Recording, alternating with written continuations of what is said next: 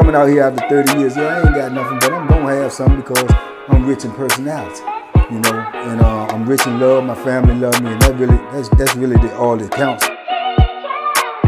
Man, big shout out to everybody out there on Team Banky Pound, man. Appreciate the love, appreciate the support. Y'all been rocking with me, man, with these 33 years worth of prison stories, man. So I got a treat for y'all today, man. This might be a 2 or 3 part series, man, because it's so much information and so much stuff I know about this dude because I was around him for a while, man. And man, he got a heck of a story, man. So I'm gonna introduce y'all today, man, to Southside block, man. Richmond, stand up. Stand up, Richmond, man. This cat here, woo! When I tell you he cut from a different cloth, he cut from a different cloth. And y'all from Richmond, y'all should know I'm talking about Southside block. I don't really want to say his name because I don't even know how that really goes yet. I'm new to this, but I'm true to this. Everything I say is actual and factual, but I just say Russell G. So y'all know who I'm talking about if you from Richmond. So, man, Southside, man, Richmond at that. But, yeah, Big Block, man, is a penitentiary legend, man, to say the least. Trust and believe that. I can remember when I first met him, man. I met him. I left the wall and I went to Augusta. And I want to say 88, maybe 88 or 89. So I go to Augusta and I meet Block, man. I meet Block. And he a little short dude, man. I'm short, you know. Kind of, you know, I'm 5'7" and a half. Block probably like 5'6", you know, way bigger than me, wide. Kind of chubby, but he thick. Is I don't know what, but he got a little belly with it. But he's strong as a bull, man. I'm talking about strong. He bench press over 400 pounds. So, you know, and believe it or not, he kind of heavy like that. He still was a heck of an athlete, man. He could play football. Man, we used to have football games in the penitentiary, man. Block played running back, man. Block will run you over, man, like Jerome Bettis. Please believe that, man. So yeah, he was an athlete, athletic for his size, you know what I'm saying, that'll surprise you, right? But man, the dude had a heart big as Texas, man. He was, and I know I keep saying this to y'all, and I don't want y'all to think I'm just saying this just to be saying this, but I mean this, because when I run across one of the stories that I tell y'all that this don't apply to, I will tell you that it don't apply to. Just like Bo Billy, I told y'all, Bo Billy was really not a nice dude. But man, actuality, man, Block is a nice dude, man. He is a good dude, man. But he got that switch in him, man. When he cut that switch on, man, it's ball game. I mean, it's ball game. He do not care. He has zero remorse, zero tolerance. When he snap out, he is gone. You know, and I have seen it dealing with him several times, man. One particular incident I can recall off the top of my head was, I think this may have been one of the first ones that I actually witnessed. You know, it's several stories about Block, but one of them that I actually witnessed, one of the first ones was we go in the, you know, in the chow hall. In prison, you go in the chow hall, they call that the kitchen, the chow hall, whatever, and you get in line to get your food. As we in line getting the food, you go from, you know, you basically behind this bar and this wall, and you go around the little section and you get your food. Inmates are putting the food on the tray. Now, most of the time they've been directed at how much food to put on the tray, how many proportions or whatever. But sometime in there they do what they want to do, and then some dudes be giving you less than what you're supposed to have. Some dudes may give you more, but when they give you less in prison, they call that shaking the spoon. You know, dudes be like, stop shaking the spoon on me, man. You ain't giving me what I'm supposed to get. You know, woo, woo, woo. So that, you know, that right there could cause all types of drama, all types of problems right there. But what had happened this time was The dude put something on Block tray that Block felt like he didn't get enough of. So Block said something about it, and the dude got smart. Block asked him, do you know who you talking to? He said, I don't give a F who I'm talking to, woo, woo, woo. Block shoved the tray back up in his chuck hole and just walked on out. The dude started hollering profanities, saying this, that, and the third to him, you know, hollering. Block just left on out the kitchen. So most people assume Block just left, was going back to the building. They would be wrong, you know. Block went around the building. Man, you know, we in prison. Block went around the building to the back of the kitchen as if he worked in the kitchen. Got them to open the door, went in there, and walked all the way around and went online where the dude was serving the food and commenced to beating the dog doodle out the stew, man. All you heard was bang-a-ling-a-ling, boom, bop, boom, boom, boom, boom. Block done went in the kitchen and went in the back to get this dude, man, for running his mouth, man. It was crazy. It was epic, man. Everybody get up and run over there. They trying to look. People is looking, seeing what's going on. They like, man, Block done went in the kitchen, you know. And dude was like, man, that dude know better than talk to Block, man. He must not know who Block is. Block went in the kitchen and whooped the dude, man. And the police had to go in there, man, run down on him, man, get him up off of him. Take him on in the back, locked him up, man. He ain't care. You know, he ain't care. He just one of them type of dudes. Like I say, he got that switch in his head. When he go, he gone, you know. And then, like I say, most dudes, man, I guess that's a theme in prison, kind of like when you got these dudes, if you really get to know them and they got, I mean, you get close to them, they got good personalities and they good dudes, but you'll see them do some off the wall crazy stuff and you'll be like, is this the same dude? I guess that's just a way they have adapted to live in prison, because you in an environment that you just got to have that in you. If you ain't got it in you, you're not gonna survive. I mean, that's just factual. You're not gonna survive. You can make it a year or 2 or 3 or something if you can slide up out of prison. But if you got to do a significant amount of time, oh, you got to have that go button on you. You got to have it on you, because it can come at you at any time. People bring drama to you, man, for no fault of your own, no reason at all, just because whatever they got going on with their life, whatever they got going on, period. But you may have to face that type of drama or violence at any given day. Any given day, at any given time, morning, noon, or night. So you got to always have that button on you, like, I'm ready for whatever. You know, and Block was just one of them type of dudes. He was ready for whatever, and he's gonna show up and show out every time did he jump off, you know. So, like I said, that's just one of the incidents, maybe the first one I remember with him. He talked with like with a little lisp. He got a thick tongue. He like, yeah, man, yeah, that's what's up. And he be biting his tongue a lot. But that's how he talked, right? But like I say, he was a super cool dude, man. But he stayed in the hole, man, because he gonna fight at the drop of a dime. He gonna do whatever it takes, whenever it takes. And he don't care nothing about going to segregation. You got certain dudes on population, man, that's their livelihood. That's just like, I mean, it's the equivalent to being out here in the free world and going to jail, That's how it is when you on population. You consider yourself in the free penitentiary world, and when you go to segregation, you going to jail. So he had, most people are on the street, like you say, you don't want to go to jail. Block had no problem with going to jail. Block would go to jail at the drop of a dime. It didn't matter if it was the police. It didn't matter if it was a convict. It didn't matter if it was a female. If you ran afoul of him, man, or pissed him off, you gonna catch his wrath. Straight up. I mean, verbally, if you lucky, verbally. But if not, physically. He just had that go button, man. I remember another time he was in the hole. He was in segregation. And man, this dude's off the chain, man. This man's in segregation.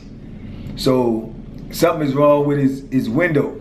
So the maintenance people go in there to do maintenance on his window or his bed. I think it was his bed. They go in there to do maintenance on one or the other, his bed or his window. So when you in segregation, like I say, you are removed from population. You don't even come out your cell without no handcuffs on. So they had to handcuff him, bring him outside of his cell, take him down and put him in the shower, lock him in the shower while they do work on his cell. So they do that. When they finish, they go and get him, bring him back, put him in his cell, lock the door, leave. They I guess you would say made a big faux pas, because in doing all of that, they messed around and left a real live sledgehammer in his cell. On mistake. They forgot the hammer. The reason they remembered that they forgot the hammer, because within 5 to 10 minutes, all you heard was kaboom, kaboom, kaboom. Block is in the inside of his cell, beating the door down with the sledgehammer, man. Beating the door down, man. Boom, boom, man. It's like, it seemed like 100 police, man, but all the police come running to the block, man, running up in there, running up to his cell, trying to figure out what's going on, what's this loud commotion, and Block got the hammer, man. And the first thing they say is, look, we're gonna open this slot, put the hammer out, put the hammer out. Man, Block say, F you, come get it. F you, come get it. You know, I mean, man, you can't make this stuff up, man. Them people was terrified because they already know that he ain't playing, number one. Number two, they already know that he rough and rugged and he bought that life. And now he got a major weapon. Man, they was stuck, man. They was stuck. They didn't know what to do. They trying to negotiate with him. They done sent officer after officer, supervisor after supervisor. Look, you know, let us get the hammer, man. You ain't gonna get no charge. We just want the hammer, man. Can you get, man? F you, come get it. I told y'all ain't getting nothing. You ain't no believing in here. Come get it. Yeah, y'all want to play? Come get it. Man, they was terrified, man. But, man, they negotiated with Block, man, for hours, man. Hours and hours, man. Until Block just went ahead on and gave him the hammer, man. And told him, man, I was just messing with y'all. I know y'all was scared. I know you won't come here and get it anyway. I know you won't come here and get this hammer. Man, I'm telling you, man, this dude was wild, man. And he just took it, man, to another level whenever he wanted to, man. He'll snap in and out of, you know, viciousness to happiness, to laughing, to he angry. That's just how he was. That was his personality. You know what I'm saying? That was his personality, man.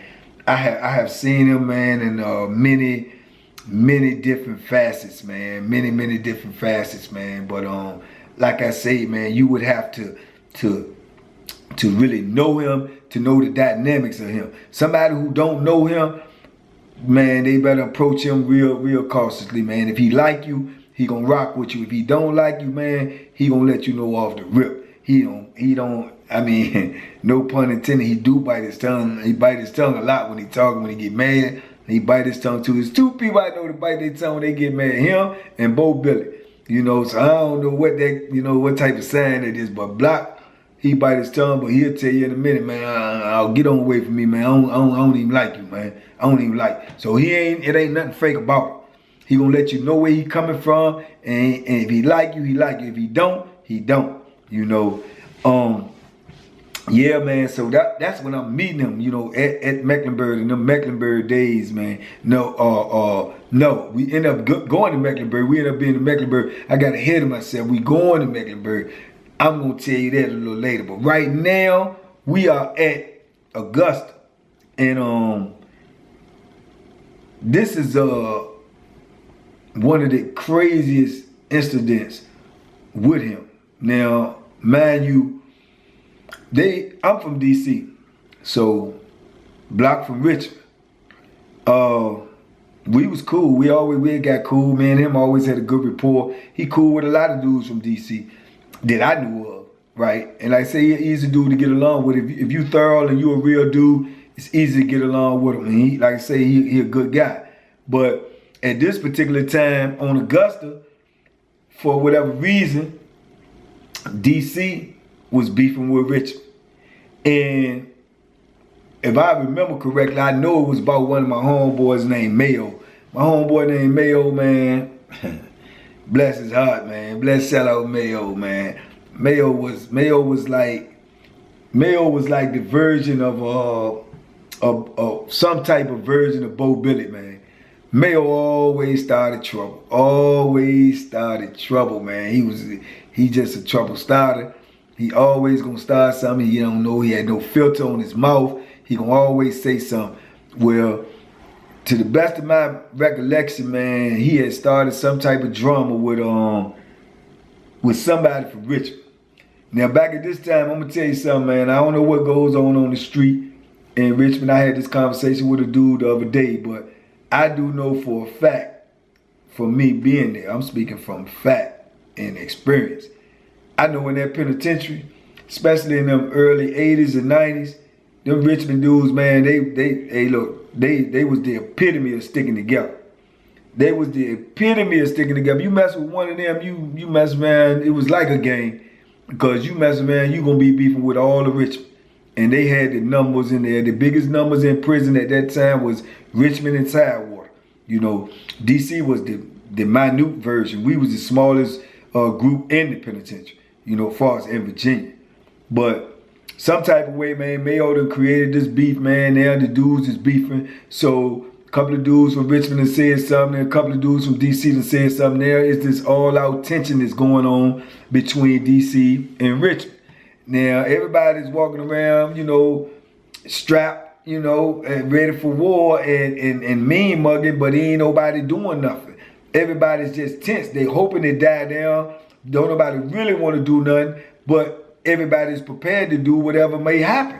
So, while all this is going on for probably about, man, a week, man, we go in the kitchen, and man, we in the kitchen this day, man, and somebody had said something about Richmond, or he heard the word Richmond.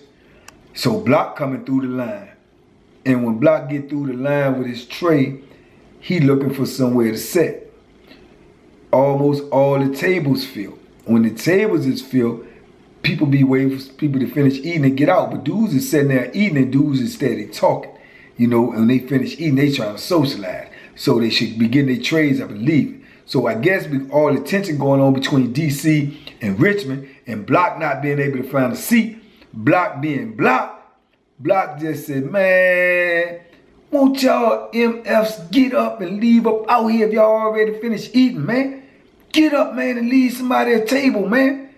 And then somebody said something, man, this was like a whisper or something, man. Said, man, go ahead on, man. Man, Block say, man, you know what? Boom! Pushed all the trays off of the first table that was by him, man. Dudes just stood up and looked at him like, what's up? Man, Block got up and stood up on the table and say, F all you niggas from DC, y'all want to rumble, let's go. And threw the tray at the dude, man, my homeboy from DC. And man, that was it, man. It popped off like a jack in the box. Man, everybody's fighting, knives coming out, dudes is running, scrambling, police coming. It's just total chaos. Man, it's like a scene from out of a movie, man. It's like a scene from Gangs. What's the movie with Leonardo DiCaprio? Gangs in New York. I mean, it's just like cluster fighting, and dudes is scrambling, dudes trying to pick sides, dudes trying to see who with who. You know, the numbers don't match up. It's crazy. So the police is coming there, so the police is involved. Dudes is fighting all outside till they get outside of the kitchen. Man, there the police is coming deep, super deep. They coming with weapons and nightsticks and all this. So man, dudes is still rumbling. They rumbling. Some dudes even make it to the yard. They rumbling. All of this just popped off because of all the tension that had been going on. And then Block just being Block. Block said, man, ain't no more talking. Let's get it. You know, let's get it. And we was getting it. You know what I'm saying? So it was crazy. I'm caught up in the middle because I ain't never been with no type of get with, I call it like a get with beef, you know, where you just get with it because of this. I'm not gonna be beefing with somebody just because I'm from DC or vice versa. But at the same time, I am from the city, and you're not just gonna walk up to me and then tell me F DC because you basically saying F me, and then yeah, I'm gonna have a problem with that. But just because, you know, I'm from DC don't mean I don't like Richmond, or I don't like Tidewater. I ain't never lived like that.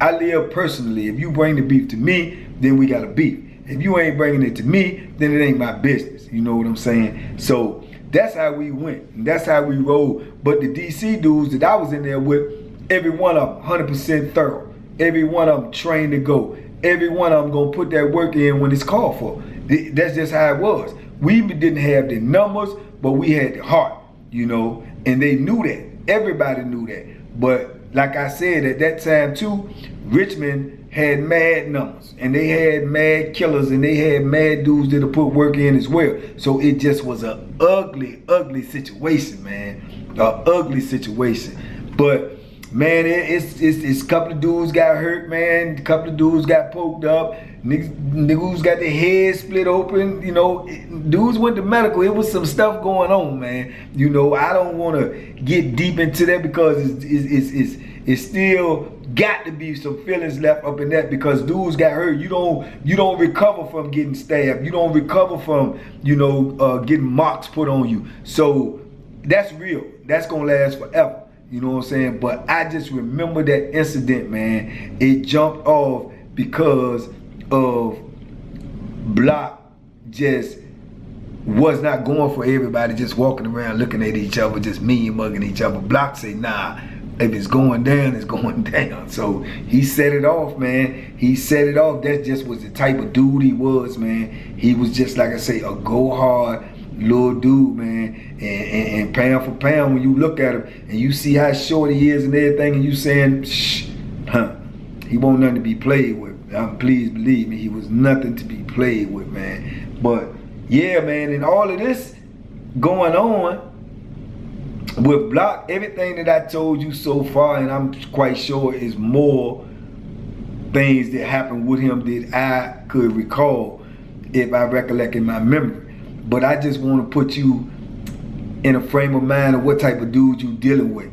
Now, with that being said, I'm getting ready to tell you something that should make you even more in awe about this dude. He doing all of that I just mentioned and then some, as he's waiting for a pardon from the governor. As he's waiting for a pardon from the governor. This man has a chance of going home. To my understanding, he is locked up with life plus for a murder.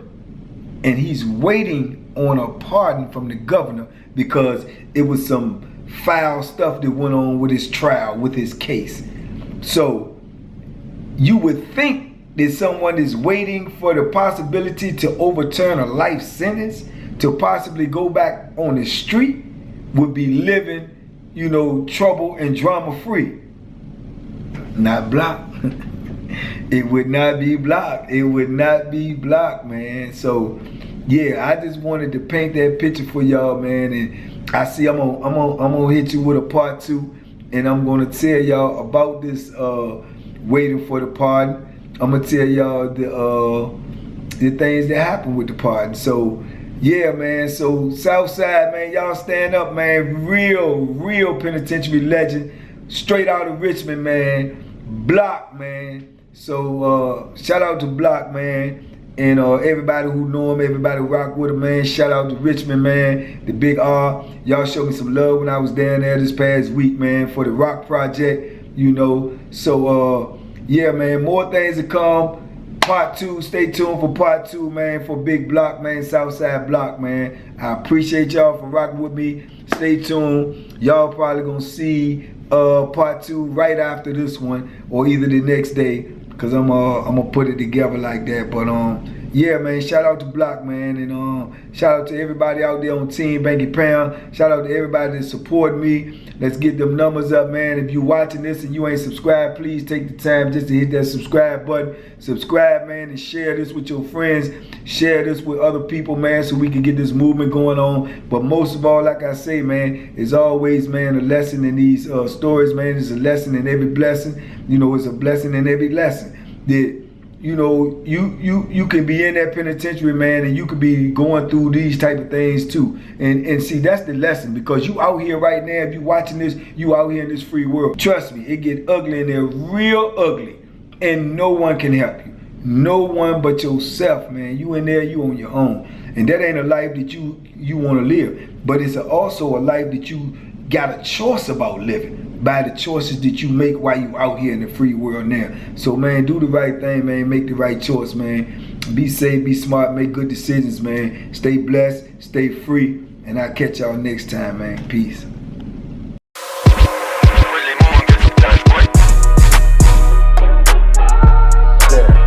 The bacon special. Yeah. Pure deliciousness. Pure deliciousness, man.